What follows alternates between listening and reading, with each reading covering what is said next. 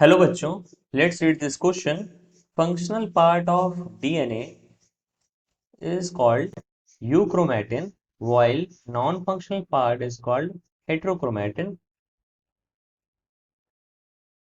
इस क्वेश्चन में कहा गया है कि जो डीएनए का फंक्शनल पार्ट है वो यूक्रोमेटिन कहलाता है, जबकि जो नॉन फंक्शनल पार्ट है वो हेटेरोक्रोमेटिन कहलाता है।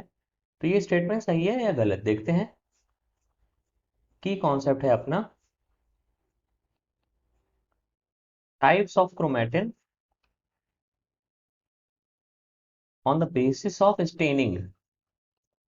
स्टेनिंग के बेसिस पे अगर क्रोमेटिन को डिवाइड किया जाए तो दो तरह के क्रोमेटिन आते हैं। एक होता है यूक्रोमेटिन, एक होता है हेटेरोक्रोमेटिन।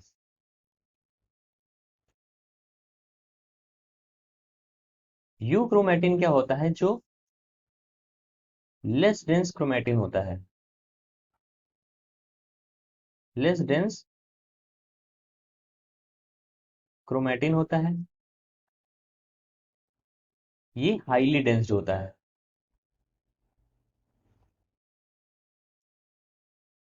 लेस डेंस होता है, लेस क्वाइल्ड होता है, आपस में कम गुथा होता है।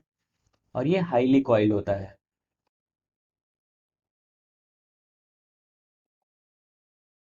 लेस क्वाइल्ड होता है तो लेस स्टेन्ड भी होता है। जैसे अगर स्टेनिंग की जाए क्रोमेटिन की तो ये इसमें स्टेनिंग कम होती है, जबकि इसमें स्टेनिंग ज्यादा हो जाती है।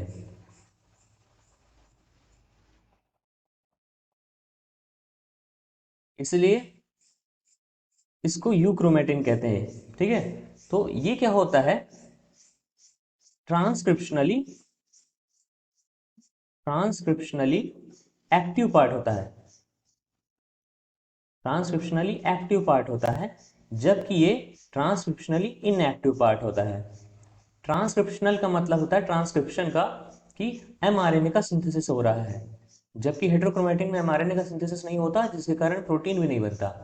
तो इसलिए हम इसको कहते हैं कि ये फंक्शनल पार्ट है। ट्रांसक्रिप्शनली एक्टिव है मतलब क्या है? फंक्शनल पार्ट है ये क्रोमेटिन का। जबकि ये जो होता है नॉन फंक्शनल पार्ट है।